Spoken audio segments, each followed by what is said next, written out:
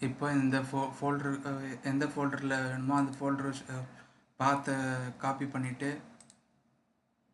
எக்ஸலில் file ஆப்ஷன்ஸில்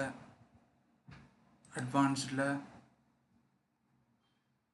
start up files open all files அதில் control V கொடுத்து paste பண்ணிவிட்டு okay கொடுத்துட்டிங்கன்னா இப்போ டிஃபால்ட்டாக நீங்கள்